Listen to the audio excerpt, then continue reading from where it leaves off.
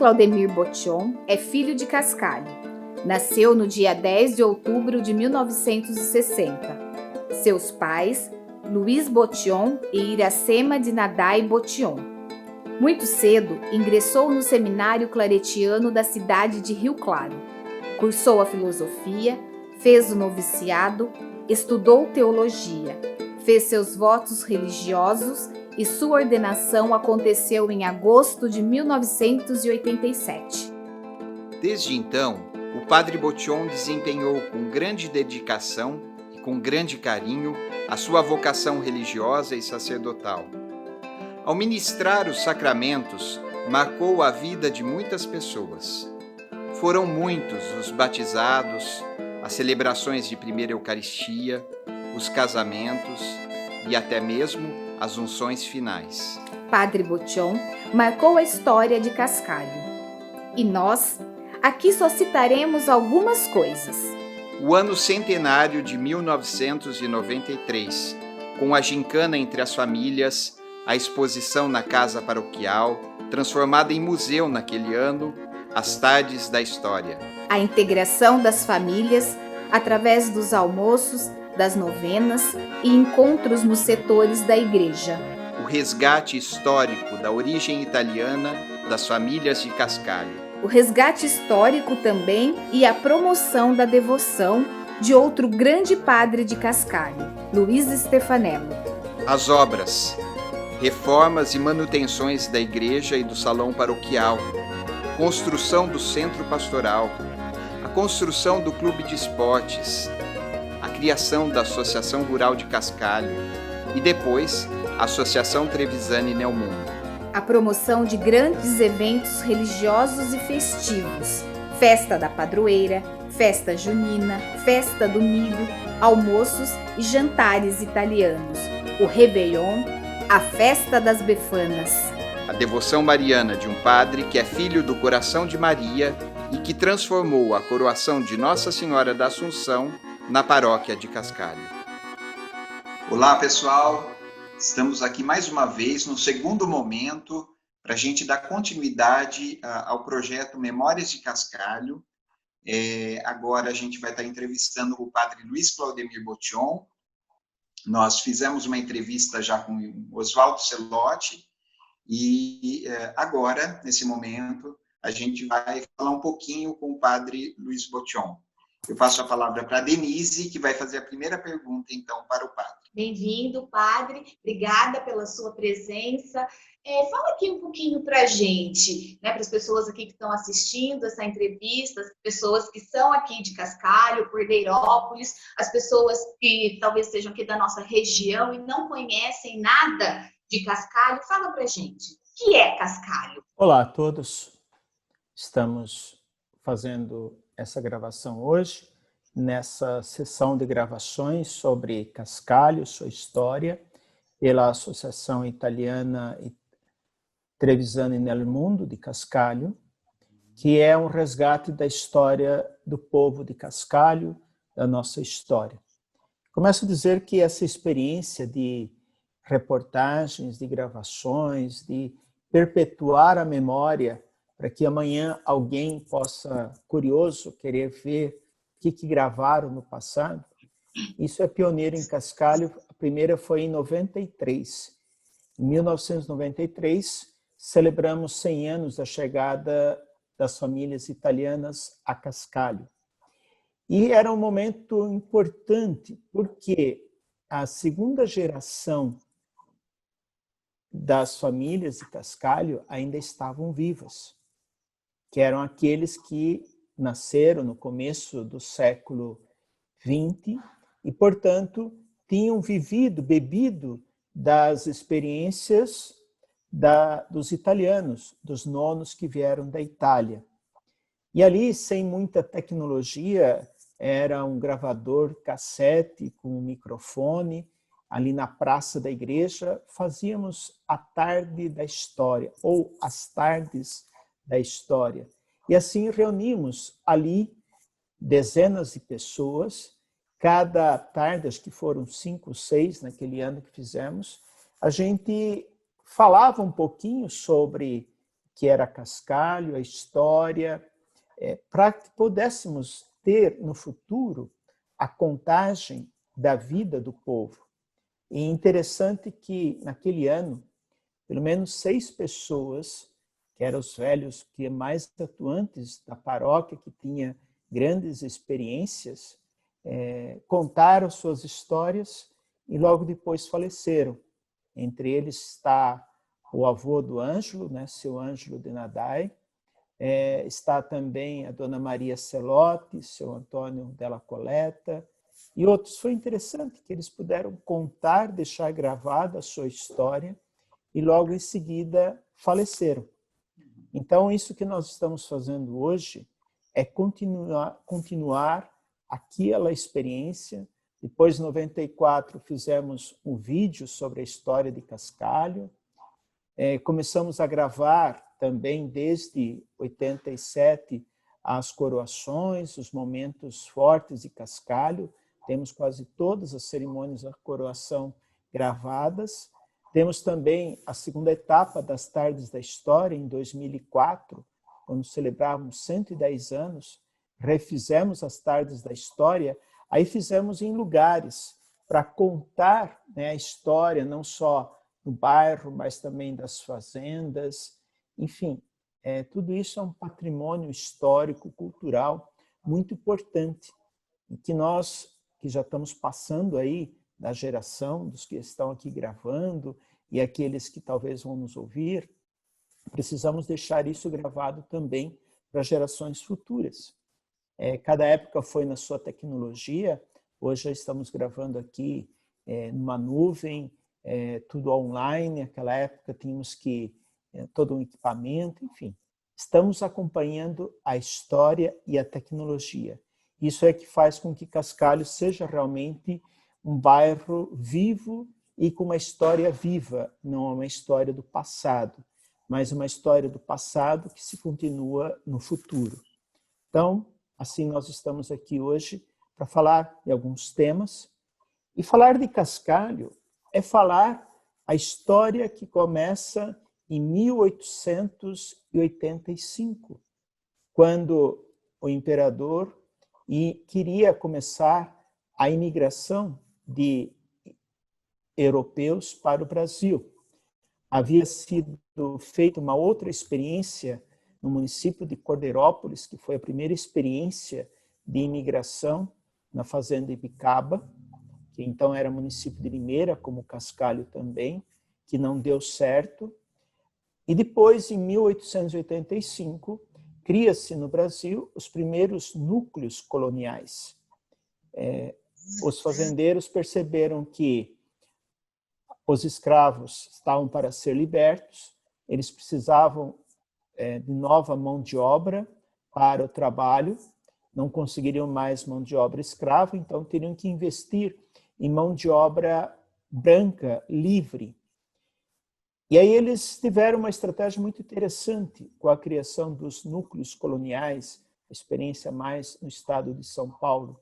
Cascalho foi o primeiro, o segundo, não me recordo agora, uma grande fazenda do Barão de Cascalho, e ele era o incentivador dessas novidades, dessas reformulações, e aí então ele oferece a sua fazenda, e assim quando ele morre, seu filho vende a fazenda para o Estado, e a história é criar mini cidades futuras e cidades planejadas.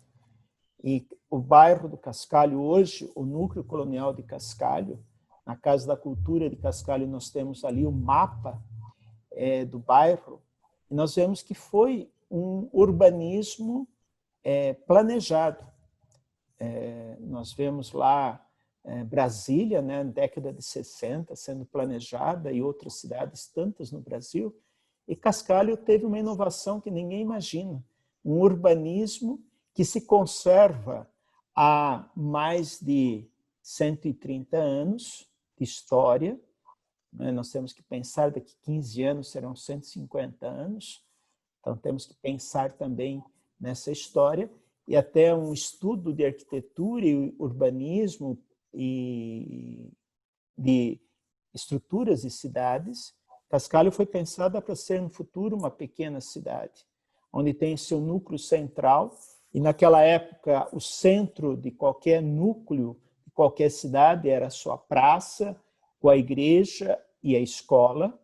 Então aí nós temos no centro do núcleo colonial de Cascalho essa estrutura, depois vem a escola, depois mais perto vem o cemitério, enfim, e ali se concebe no centro lotes pequenos, de até 1.000 e poucos metros quadrados, que seriam a cidade, o núcleo, depois chácaras de 10 a 15 mil metros quadrados, e depois os pequenos sítios de até 5 alqueires.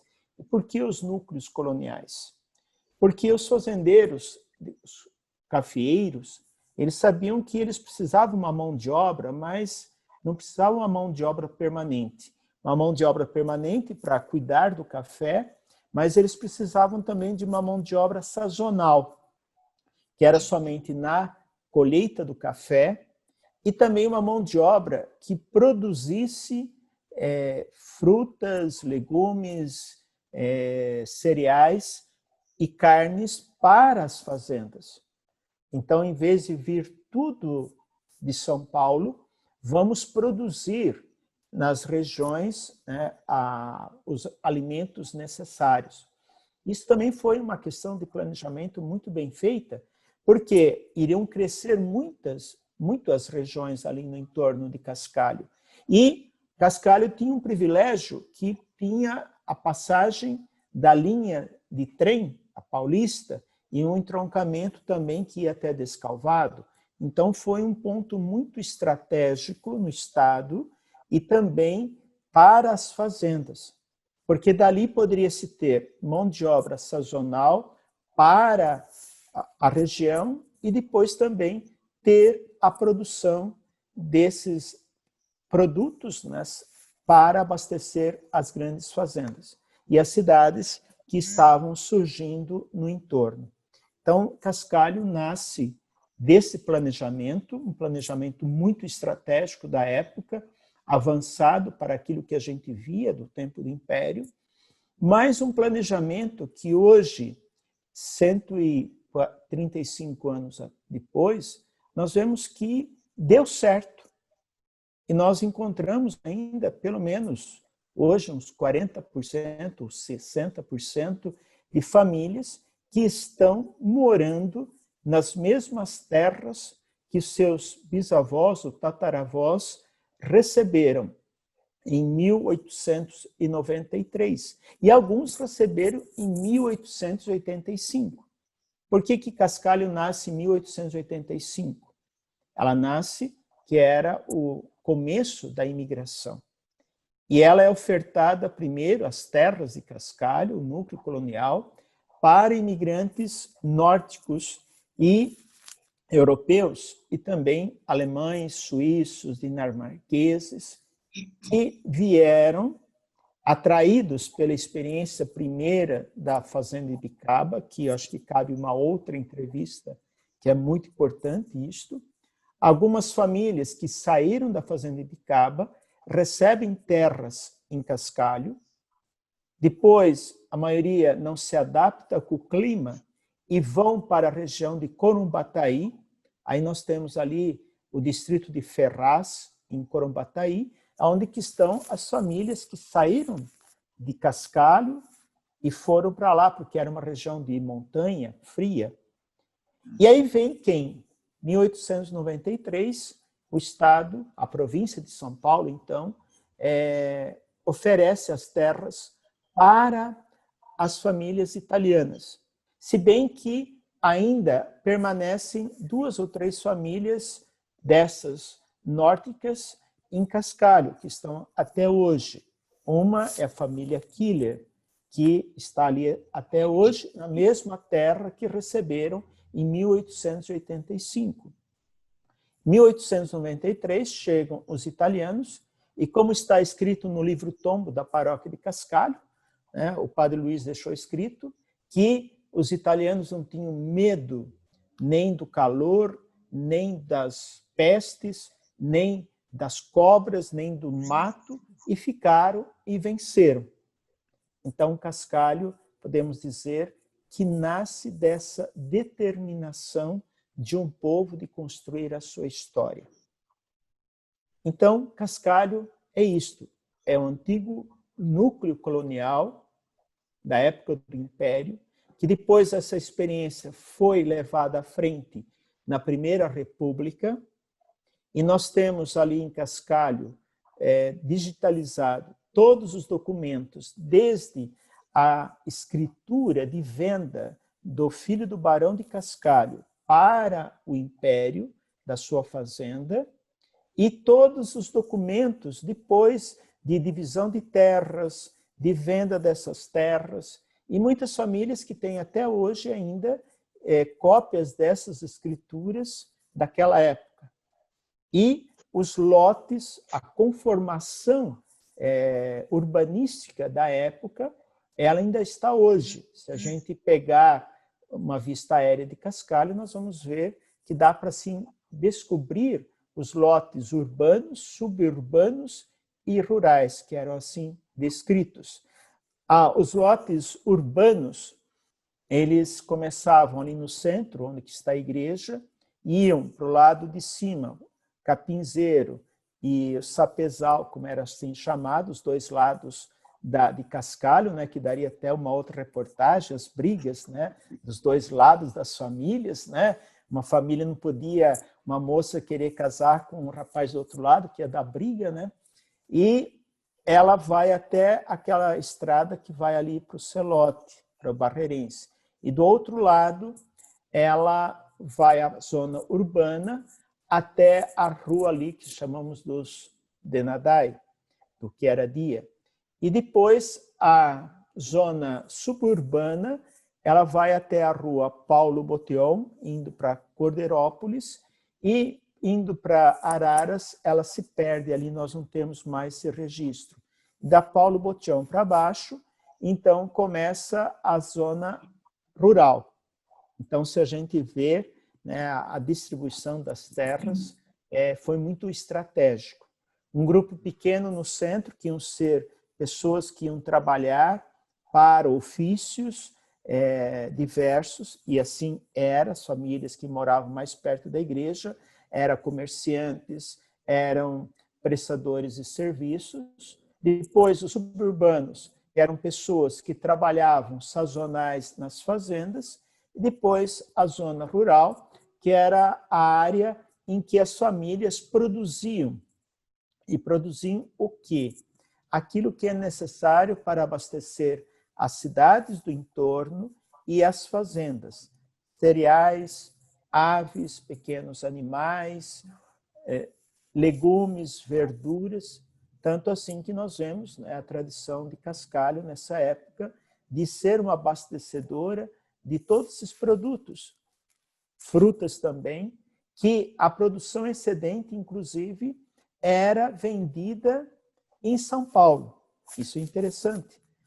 Cascalho se tornou também uma zona de abastecimento da capital, pela facilidade do trem.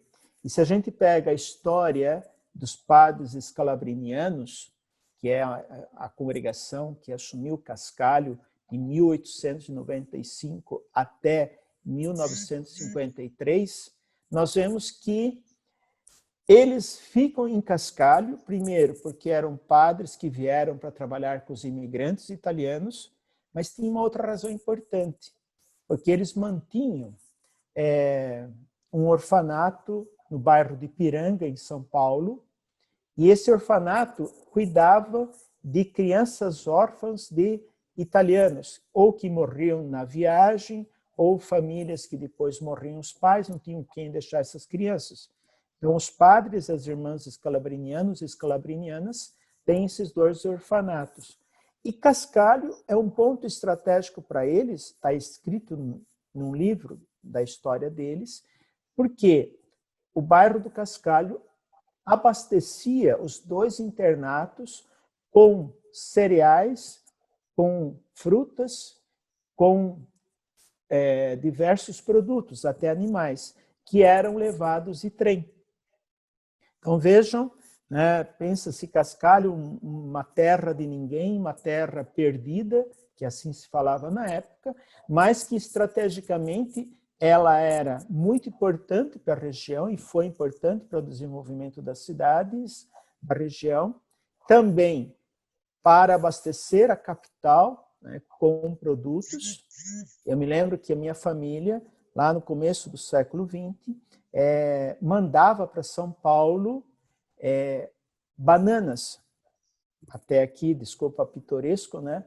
Tem uma tia que já é falecida, que ela contava que na véspera do seu casamento, ela estava passando as suas roupas do enxoval, seu vestido de noiva, e o pai dela chegou muito bravo e falou: Antônia, não quero saber, você tem que parar de fazer isto, tem que levar 2 carroções de banana até a estação, porque o trem vai sair hoje à tarde. E ela foi obrigada, na véspera do seu casamento, e era a grande mágoa da vida dela, deixar as suas coisas para ir levar bananas. E chegou muito tarde, mal deu tempo de descansar, no outro dia era o casamento, tinha que arrumar tudo. E aí também vem a outra determinação do povo de Cascalho, né? Não ter medo de nada. Então, se a gente vê as cartas antigas de Cascalho, né, o povo chorando com seus parentes na Itália, tudo que sofreu, mas não tinha medo. Agora, com o restauro do cemitério, nós vamos encontrar ali também isso, né, a marca registrada de Cascalho, as mortes. E no começo eram mortes muito frequentes, e de crianças, porque não havia nenhuma assistência médica. Havia um médico só em Limeira, mas como ir com uma pessoa em Limeira? Até isso dá um outro documentário, né? O padre Luiz Stefanello, com toda a sua preocupação, ele fez um plano de saúde para o povo de Cascalho. Até isso nós tivemos, onde havia um caixa comum que ele administrava das famílias, para que quando precisasse, né, chamar um médico ou um tratamento pudesse dar. Enfim, tudo isso é Cascalho. Desculpa, me alonguei demais na pergunta. Vamos lá para a próxima, então, para a próxima questão. Falei demais. É o seguinte, o senhor ressaltou todo esse trabalho, todo esse empenho com relação ao resgate, né, a importância de se manter sempre viva a história de Cascalho, né? O senhor citou, por exemplo, esse ano importante, o ano de 1993, as Tardes da História. Eu gostaria de lembrar também do ano de 2014, que foi o ano do centenário da paróquia de Cascalho, e um registro importante daquele ano, né, até tem em mãos aqui, foi a revista do centenário, né, que é uma revista que conta muita história, conta bastante coisa sobre o bairro, enfim, vários aspectos. Uma questão que eu gostaria de fazer para o senhor agora está presente na revista, é claro, mas eu gostaria que o senhor contasse para as pessoas que estão nos assistindo um pouquinho a história da imagem de Nossa Senhora da Assunção e um pouquinho a história das coroações da imagem aqui no bairro do Cascalho. Falar de Cascalho e não falar da igreja, não se consegue falar do bairro. Porque aí tem uma outra questão estratégica, se a gente fizer um estudo da história, vamos entender. Imagina um povo que veio de outra nação, de outra cultura, para o Brasil, num tempo que não havia comunicação fácil, não havia saúde, não havia garantias de nada. Vieram por determinação, vieram também para fugir da fome, da guerra da Itália. E esse grupo, ele chega no Brasil, como chegaram vários, né, foram se distribuindo para o interior do estado. E, no primeiro momento, vamos falar grupos de italianos, eles se tornam os escravos brancos das grandes fazendas de café, onde os proprietários vão fazendo com que essas pessoas se endividem, criem dívidas, né, com o fazendeiro, que tudo tinha que ser comprado ali, e essas dívidas vão amarrando essas famílias. Tanto que nós temos histórias em Cascalho de famílias que enfrentaram, né, os seus proprietários, né, e os donos, os seus empregadores, e fugiram, e Cascalho foi um lugar de refúgio para eles, né, porque estavam saindo de uma escravidão branca. Enfim, já viviam uma escravidão na Itália, tinham fugido de lá, que era o mesmo sistema, os contadini, ou os boias frias, vamos dizer hoje, como eles eram chamados, os meieiros, que na Itália eles trabalhavam também para grandes fazendeiros, e as famílias viviam ali como uma semi-escravidão, chegam no Brasil em busca de liberdade e encontram outra escravidão. E interessante que já era um povo com cultura, que isso diferencia depois da segunda geração de Cascalho, e essa cultura que eles trazem também estava impregnada toda uma cultura de liberdade, de luta pelos seus direitos, sindicatos, né, que já se criavam na época. Então, esse povo que vem perdido, sem amparo, como ficar? E interessante que tudo é planejado.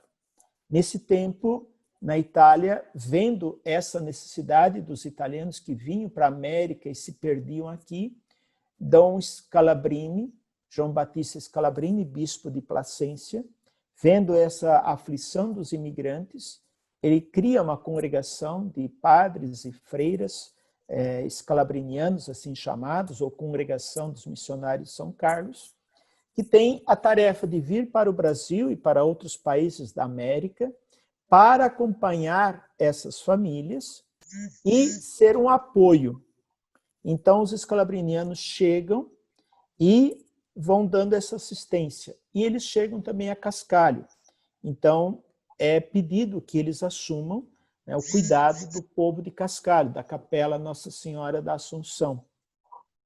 Então, nesse momento, começa-se a criação do bairro do Cascalho, e, junto com esse bairro, já vem padres que têm a missão não somente do espiritual, mas também do cuidado integral dessas pessoas. E aí, então, que se cria a comunidade, ou na época, a Capela de Nossa Senhora da Assunção. Os padres escalabrinianos também criam Cascalho como um ponto estratégico de atendimento às famílias de italianos do interior de São Paulo, porque, como disse há pouco, Cordeirópolis era um entroncamento da ferrovia, então dali é que eles criam uma casa também de acolhida, de descanso desses missionários, por isso o tamanho da casa da igreja de Cascalho, né? Porque acolhia os padres que iam e vinham, descansavam ali, enfim, era um ponto de apoio muito estratégico. Então, falar da história de Cascalho é falar também da história da igreja.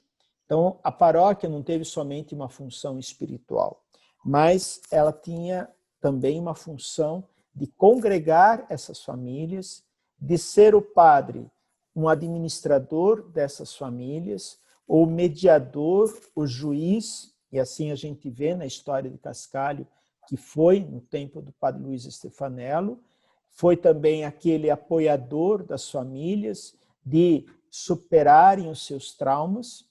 E aí, então, eles criam a paróquia de Cascalho. Em 1911, chega, então, o padre Luiz Stefanello, e ele chega ali com uma pequena capela. Então, não dava mais para atender o povo, porque naquela época se fala que tinha 3.000 pessoas no entorno de Cascalho. Então, ele começa a construir a igreja comunidade e a igreja casa.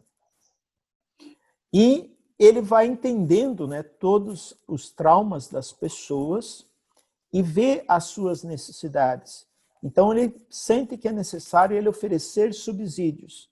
E era o desespero da perda, da ausência da família, a saudade daqueles que lá ficaram na Itália. Então, vem duas ideias, para que eles não esquecessem a sua terra, mas que mantivessem suas tradições e tivesse um ponto de unidade.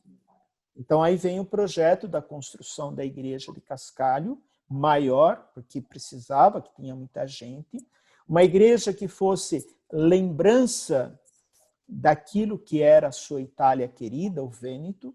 Então, ela foi construída de acordo com a arquitetura das igrejas vênetas. A única coisa que eles não fizeram foi construir a torre separada. Se tivesse construído, seria muito bonita a igreja, como é a da Itália, onde os campanários, né, são torres muito altas, que na Itália eram os lugares de vigia, para ver se vinha gente, soldado, exércitos com guerra, tudo, e também os sinos, que era o sistema de comunicação. E também as pessoas se confortarem, pelo menos terem um momento de refúgio, momento de entenderem, né, todo aquele sofrimento, de esperança, entrarem numa igreja que lembrasse a sua terra querida. Mas aí o Padre Luiz foi mais a fundo, pensando também no sentido da maternidade. Então aí ele pensa, um outro sinal muito peculiar, que amarraria todo esse povo, que criaria um vínculo, seria também pensar numa imagem da padroeira que refletisse todo esse sentimento. Poderiam ter comprado em São Paulo, na época, havia uma fábrica de imagens, depois nós vemos aí outras que foram compradas em Cascalho, na igreja, mas ele falou, não, vamos trazer a imagem da Itália, para que seja a lembrança viva de tudo aquilo que nós deixamos na Itália. Mas ele não tinha como trazer uma imagem, imagina aquele tempo, o povo não tinha dinheiro, como trazer uma imagem. E aí vem a história, né, que as nonas contam, que ele falou, vamos economizar ovos, vender ovos, e com a venda dos ovos, que se produzia muito em Cascalho, e abastecia-se a região, a gente traz a imagem. Até o compromisso das famílias, né? Um ovo era para 4 pessoas na casa. Vamos economizar ovos para trazer a Madonna. E então eles conseguem trazer a imagem de Nossa Senhora da Assunção, da Itália, e nela tem características dessa união das raças. Em 1991, eu mandei restaurar a imagem, foi a primeira grande restauração da imagem. Em 1968, os irmãos Bastiglia, que fizeram a pintura da igreja, pintura artística, haviam feito um restauro na imagem, e eles, na sua vontade de melhorar a imagem, sem pensar muito na história, pintaram a imagem e pintaram as asas dos anjos, que depois, quando restauramos em 91, descobrimos que os anjos tinham 2 as cores da bandeira do Brasil, 2 as cores da bandeira da Itália. Que aí a gente descobre que era a forma de mandar imagens aqui para o Brasil, e pelo que a gente descobre que essas imagens também foram para outros países, né, para lembrar a união das raças. Então aí nós vemos, né, a imagem de Cascalho, que tem essa característica. E outra é a leveza dela. É uma imagem da Assunção, e ela é formada como se fosse um S. Por que um S? Ela tem o sentido de estar sendo elevada. Então, dá essa leveza. Se a gente vê muitas outras imagens de Nossa Senhoras, elas são estáticas. A de Cascalho, não. Ela está como que voando. Aquele sentido, né? Ela está indo para o céu.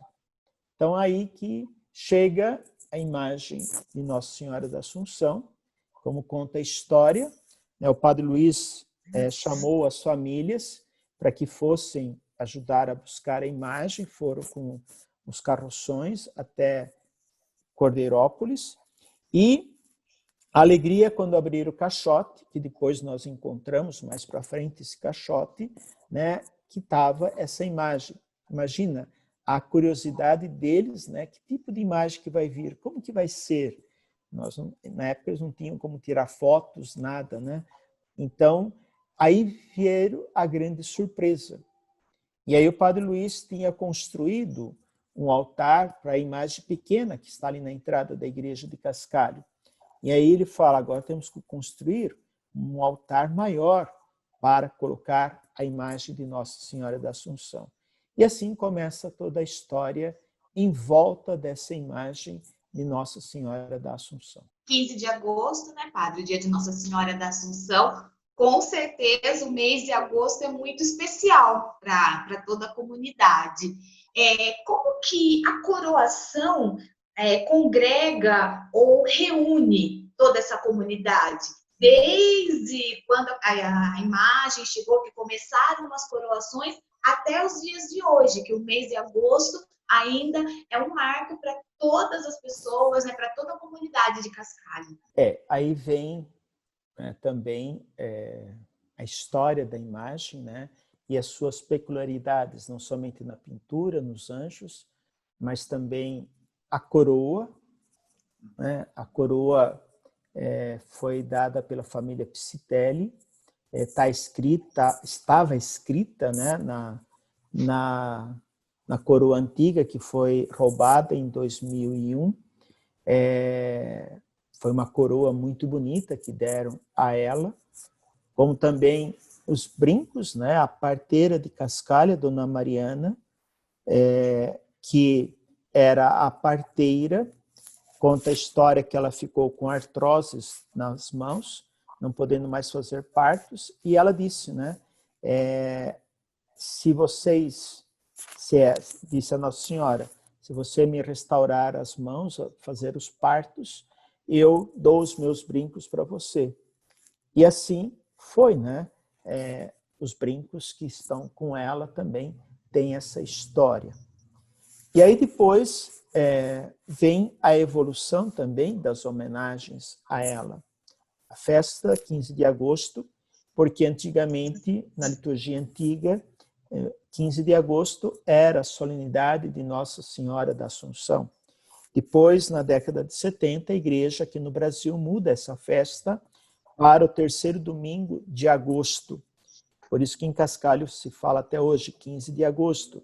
Mas não se guardou o feriado, nada, então se adaptou. Interessante, né? O povo de Cascalho, a paróquia, o bairro, é capaz também das adaptações através da história. Então, começa com uma festa muito simples, que se conta que no dia 15 de agosto, o padre Luiz Stefanello fazia a primeira comunhão das crianças, de manhã, depois se cantava uma missa solene, aí entra também o sentido do órgão de tubos de Cascalho, a banda de música, o coro, né, tudo isto para congregar um povo que tinha uma cultura. Então, em 1942, se traz o órgão de tubos e aí começa-se a organizar essa festa, que na época, de manhã, tinha essas duas missas, à tarde, até 1962, não era permitida as missas à tarde, então, à tarde, o padre fazia a oração do terço e depois fazia a procissão de Nossa Senhora, né, pelas ruas em torno da igreja, voltava e fazia a coroação no altar mesmo, uma coisa muito simples, uma menina, as flores, era a Dona Maria Perucchi, que fazia com outras senhoras organizadas por ela, eram flores de pano, de papel, né, para adornar o andor. Então começa algo muito simples, tudo artificial, que não havia tantas flores na época.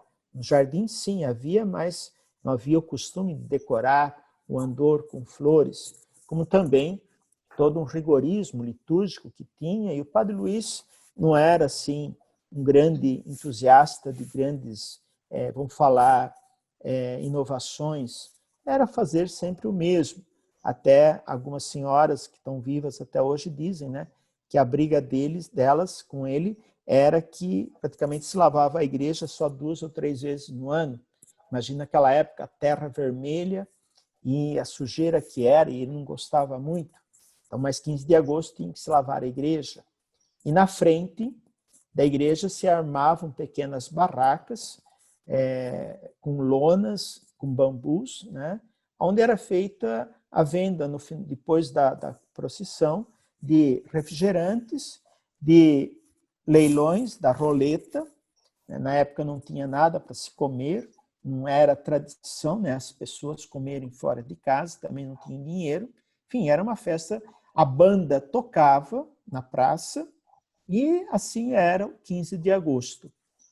Com a vinda do padre Antônio Klein, na década de 60, em 65, a coisa começa a mudar. Naquela época começa a renovação da liturgia. O padre Antônio era um homem muito criativo, então ele começa a mudar, a criar festas mais animadas, a criar um teatro para a coroação.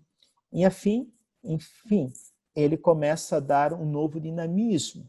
Aí chega a década de 70, o padre Antônio tira a coroação de dentro da igreja e leva para frente do coreto, na praça.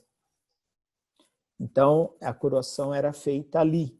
Depois de 78, com a saída do padre Antônio Klein, como a paróquia ficou aí praticamente 10 anos, ser um padre constante, né, que acompanhasse o povo, houve um retrocesso, né, toda essa cerimônia, se continuou a cerimônia da procissão, da coroação, mas dentro da igreja, uma missa muito simples, às 16h, depois uma pequena quermesse, e assim era a festa de Nossa Senhora da Assunção. E aí, na década de 90, com a nova geração, começa-se a criar novidades. Então, em 93, foi o primeiro teatro da coroação. E assim, a coisa foi se expandindo até hoje. Não sei se eu respondi tudo. Respondeu sim, padre. Muito bom. O que mais? Só mais uma perguntinha, só para completar aquilo que o senhor já colocou para a gente. O senhor falou sobre a questão da coroa, dos brincos, e falou também da história, um pouquinho das flores. Quando o senhor chegou, a partir de 93, a gente tem muito esse cuidado com relação aos enfeites, às flores, do andor de Nossa Senhora da Assunção. Como era pensado essa questão das flores, da preparação das flores? A gente sabe que tem todo um simbolismo também com relação às flores que eram utilizadas. Só para completar isso, padre, por favor. Nós temos o registro que começou-se a colocar flores naturais no andor a partir de 1984, com o Florindo Mercury Cardoso, que até hoje, né, é o decorador do andor e da igreja em agosto. Então, foi nesse ano que se começa a fazer decorações com flores naturais. Então, ele começa nesse ano, ajudado por algumas famílias que doam essas flores. No começo, é interessante, né? Era tradição, desde 84, cada ano uma família doar as flores do andor. Isso foi até 1992. Então, cada família escolhia uma família, o ano que vem eu que vou doar as flores. Então, o Florindo fazia a relação. Interessante que havia uma família em Arthur Nogueira que dava todos os anos palmas para enfeitar a igreja. Depois, quando começam os novos tipos de flores, ali na década de 80, então começa-se a mudar o tipo de decoração, não somente com palmas, aí começa-se mais com crisântemos, que eram flores mais da época, cravos, rosas, enfim, eram as flores que se tinha na época. E aí, então, começou-se a tradição de cada ano uma família doar as flores. O Florindo, que sempre trabalhou com decorações de casamentos, ele sabia as tendências de cada ano, quais as flores que estavam na moda no ano, nos casamentos, então se aplicava. Depois, mais para frente, década 2000, aí se começou a pensar em aprimorar essas flores. Então, começou-se a colocar rosas, aí vieram as rosas importadas, orquídeas, enfim, Nós temos em Cascalho, né, todo esse arquivo dos andores de Nossa Senhora desde 84, que nós vamos vendo a evolução da sua decoração. Estamos no ano 2020, e esse ano, com toda a situação que estamos vivendo, vamos ver, né, como que ela estará decorada, como o andor estará esse ano, já que tudo é difícil conseguir. Mas eu sei que ela não vai ficar feia e o andor vai ficar resplandecente como todos os anos também. Então, o andor, a decoração da igreja, então, para cada ano tem toda uma temática que se criou. E aí, chegou em 93, me lembro que foi um grande ano de quebra de paradigmas na igreja, né, de Cascalho, porque sempre se fez assim. 93, o centenário. Não, esse ano vamos fazer diferente. Então, era também a menina que coroava, né, a família, então indicava para Dona Rosa Bertanha, melhor, Dona Augusta Bertanha, desculpa, dizia, olha, ano que vem eu quero que a minha filha coroe. Então, ela pegava o nome e lá no mês de maio, junho, falava para o padre, esse ano tal menina.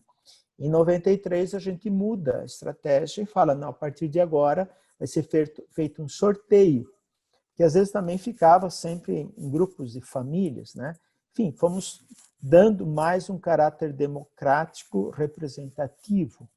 E aí também foi o ano que a gente tirou, né, de uma família, falou, não, a paróquia, quem quiser pode ajudar a doar as flores. E o andor de 93 foi o andor do centenário, que o Florindo quis pegar quais as flores que se cultivam nos jardins de Cascalho. Então, o centenário, o andor foi, não eram flores dos jardins de Cascalho, eram flores compradas, mas flores que a gente representavam todas as flores de Cascalho.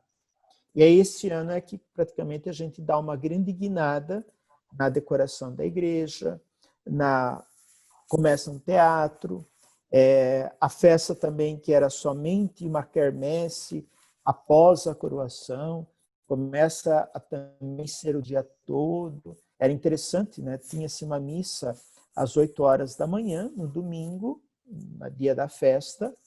Acabava a missa, a gente fechava a igreja, todo mundo ia para casa.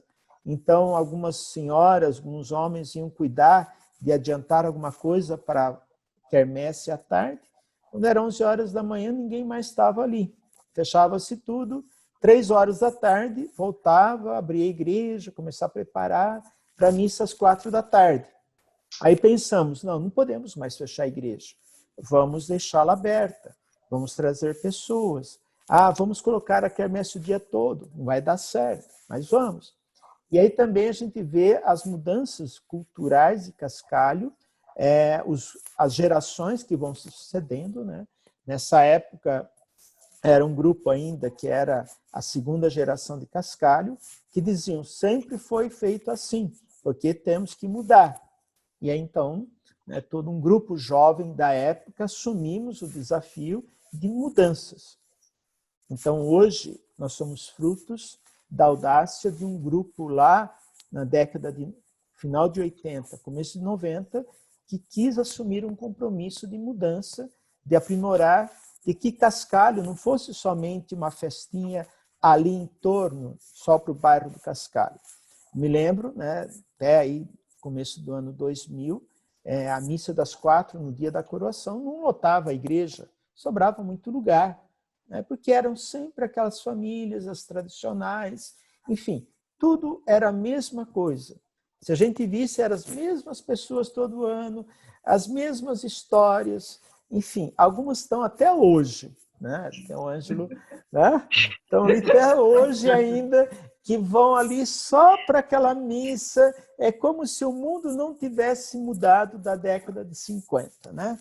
Então, tudo, a roupa, a arrumação da pessoa, as conversas, enfim.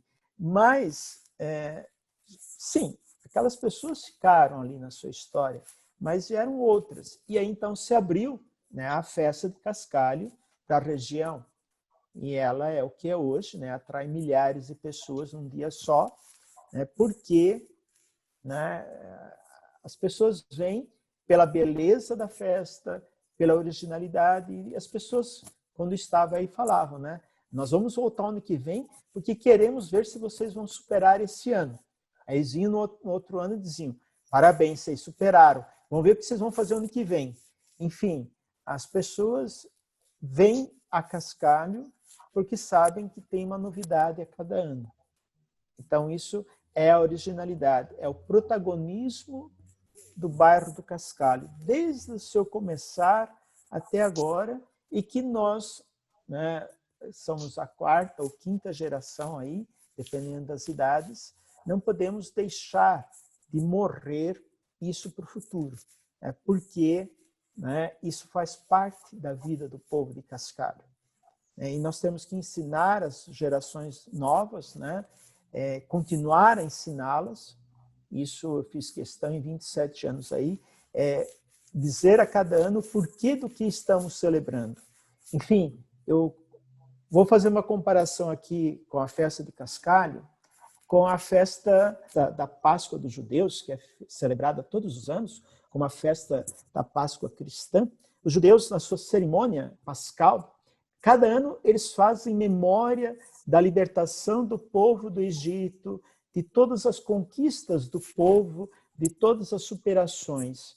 Então, a festa de Cascalho, a festa da padroeira de Cascalho, é a Páscoa do povo de Cascalho, posso dizer assim, que é a memória desse povo.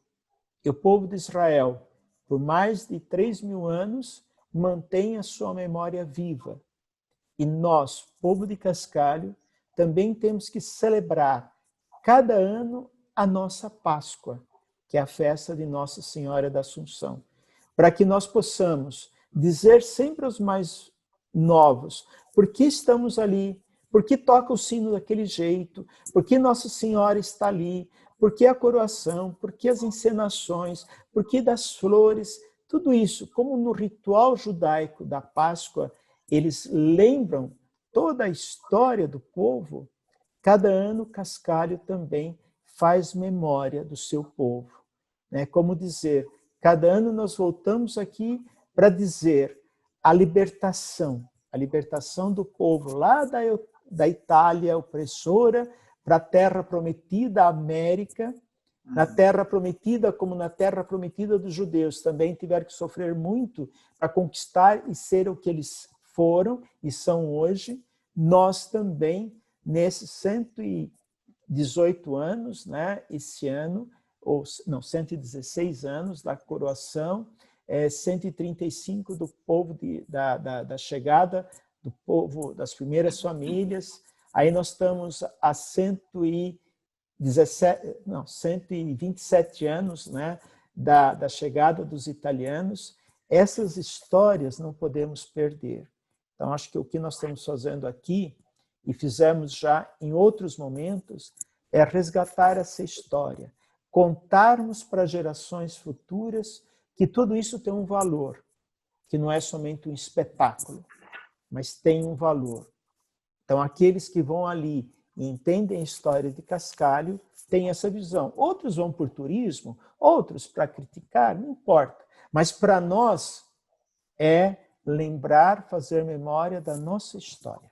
É muito bonito de se ver, né, padre, a união de todas as pastorais nesse mês, né? O pessoal da cozinha, chegam lá às 4 da manhã para ligar os fornos, o pessoal da catequese que se empenha ali na toda a parte teatral, a coroação em si.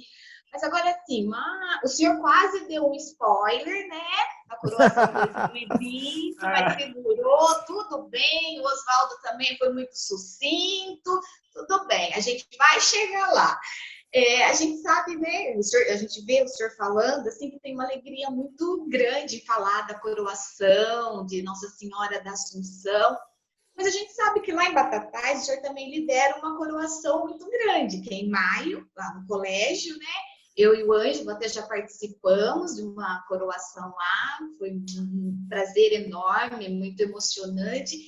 Mas fala pra gente, essa tradição lá em Batatais já existia ou acontece por causa de Cascalho, uma coisa que o senhor levou para lá? Como que foi isso? Se me permite um detalhe, eu não falei, né? Eu acho que é um ponto crucial em falar da história de Cascalho, da coroação, da festa de agosto, que é justamente esta unidade do povo. Todos se reúnem ali por causa de uma pessoa, né? Que essa pessoa é Maria. Todos se sentem importantes naquele momento, desde aquele que limpa o salão até aquele que faz as grandes celebrações, os teatros, né? Cada um tem um papel. E a minha experiência que eu falo era da gente escutar quem vinha de fora, né? Dá gosto de vir aqui, né? O povo trabalha. Olha, aqui são centenas de pessoas e ninguém está triste, todo mundo carregando, está faltando as coisas, tudo, enfim, todo mundo brinca, todo mundo está feliz, né? E isso que trazia grande parte das pessoas, traz até hoje, né? É ver isto, o sentido por que estar fazendo tudo aquilo. Então, acho que a coroação de Cascalho, né, é o momento do ano do povo se unir. Vocês estavam falando do spoiler da coroação 2020. Eu acho que esse ano vai ser diferente, né? Eu falava outro dia para o Oswaldo, talvez nós vamos voltar a 1993, né? Foi a primeira encenação, o Ângelo, a Denise estavam ali, né? Outros tantos, né? Depois, em 98, a gente viu que a igreja não dava mais, tivemos que ir para fora, né? Fomos ali para frente da rua, aí ali ficou pequeno, fomos para o campo montar toda aquela estrutura, vamos fazer um palco de 40 metros, né? E assim foi, né, o crescimento. E esse ano é um ano de redimensionar tudo. Então, talvez ela tenha que voltar até para dentro da igreja, né? Mas acho que ela vai ser muito bonita e diferente de todas, por duas razões, né? Cada família de Cascalho tem uma imagem de Nossa Senhora da Assunção em casa. Foi até o Florindo que deu essa ideia, né? Então, padre, já que esse ano as famílias estão em casa, não vão poder ir à casa da mãe, vão fazer cada casa a casa da mãe da Assunção. E por que não, né, cada família fazer a sua coroação? E talvez a coroação da igreja, né, que a ideia é transmiti-la, aí vem a novidade, né, a tecnologia que vai levar a coroação a todas as famílias. Enfim, eu dizia sempre, né, dia da festa de Cascalho, todos vêm para a casa da mãe. Esse ano, a mãe vai visitar todas as famílias. Vamos dizer uma imagem assim, uma alegoria, né? Esse ano vai ser o Natal de Cascalho, a coroação, né? No Natal, Papai Noel leva um brinquedo para cada casa, para as crianças, né? Para as famílias, os presentes. Então, não somos nós no Natal que saímos, né? Natal é a festa da família, a gente está em casa e toda a tradição do Papai Noel. Então, esse ano, Nossa Senhora da Assunção também vai estar num trenó todo maravilhoso, né? Voando pelas ondas da internet, pelas ondas da televisão, da rádio, né? Para que, como Papai Noel, ela vai querer entrar em cada casa, né? E ela vai estar querendo ver cada família, como ela estará celebrando a sua festa. Como a gente conta para as crianças, né? Papai Noel quer chegar e ver a casa bonita, enfeitada para deixar o presente. Então, Nossa Senhora também, com seu trenó, puxado não por renas, mas pelos anjos, né? Vai voar para todos os lados de Cascalho, né? E vai querer ver, né? Como que as famílias estão celebrando. E ela vai querer entrar em cada casa nesse momento, né? para dizer obrigado, meus filhos, por que vocês fizeram isso? Então, ela vai estar também presente. Então, nem o vírus, né, nem a pandemia vai deixar da gente celebrar ela. Né? Nós vamos estar inovando. Né? Então, acho que esse é o sentido da festa 2020. É a festa das famílias. Nossa Senhora está dizendo, não quero que ninguém vá na minha casa. Eu irei nas casas de vocês. Então, esperem e aguardem que eu irei em cada uma de cada casa. Em cada casa eu quero ver um altar mais bonito do que o outro. E nas 6 horas da tarde, cada família vai coroar Maria, como se todos estivéssemos ali em Cascalho, né, com a grande queima de fogos, com os sinos batendo maravilhosamente, dizendo, mais um ano te coroamos, ó Mãe, a Senhora do Céu. Então, esse é o sentido que eu vejo, não estou mais em Cascalho, mas imagino, né, como que deve ser esse ano e como vai ser. A Denise perguntou, né, mudando de assunto, né, aqui em Batatais, há 25 anos que nós fazemos uma coroação de Nossa Senhora no colégio, e que ela começou também como de Cascalho, uma coisa pequena, na capela, poucos alunos, e cada ano foi crescendo, crescendo. Ela chega no auge.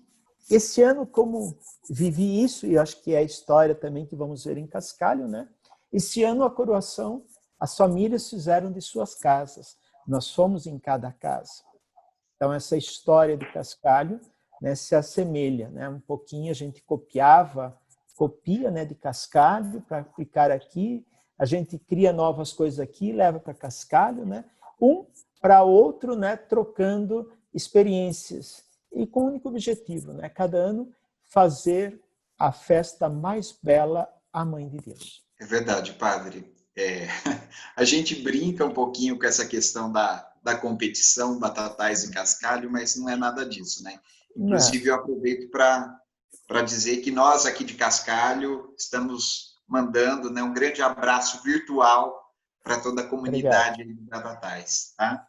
E a Denise e eu acompanhamos a coroação aí que aconteceu em Batatais e foi realmente um momento muito bonito, muito belo. Mais uma vez, houve essa superação que o senhor disse, né? E essa coroação foi um momento muito bonito. E fica muito evidente para a gente, padre, quando a gente assiste, a alegria, o entusiasmo do senhor no momento da coroação. Então, nós gostaríamos de fazer uma questão que nós fizemos essa pergunta para o Oswaldo também. Há ou houve algum momento de coroação que foi mais significativo, mais marcante para o senhor, em toda essa história, em todos esses anos de coroações? Não, eu acho que a festa de Cascalho, a coroação de Cascalho, ela é uma emoção única a cada ano. Não dá para dizer, esse ano foi melhor, a outro ano foi. Né? Cada ano é uma experiência nova, única. Então, acho que é aí que está a beleza da festa de Cascalho. Cada ano ela ser original, não ser cópia do outro ano. Então, nós não temos nenhuma cópia de coroação. Nós temos somente originais. Cada ano é totalmente diferente. Porque a gente até brincou com o Oswaldo, né? A gente brincou assim, fazer essa pergunta é como perguntar qual filho você prefere, né? Qual filho prefere? Não dá para responder. Não dá para responder, né? Porque acho que a festa de Cascalho, né, elas são festas originais a cada ano. E ela nunca se repete a mesma. E nunca vai se repetir. Isso mesmo. Bom, padre, nós sabemos que o senhor gosta muito de planejar, né, de realizar, tem um espírito empreendedor, gosta de deixar marcas na história, gosta de construir, crescer, mas nós sabemos que o senhor não gosta muito de falar do senhor, né? Mas só uma perguntinha. Nesse ano, o senhor vai estar completando 33 anos de vida sacerdotal, não é isso? 60 anos de idade.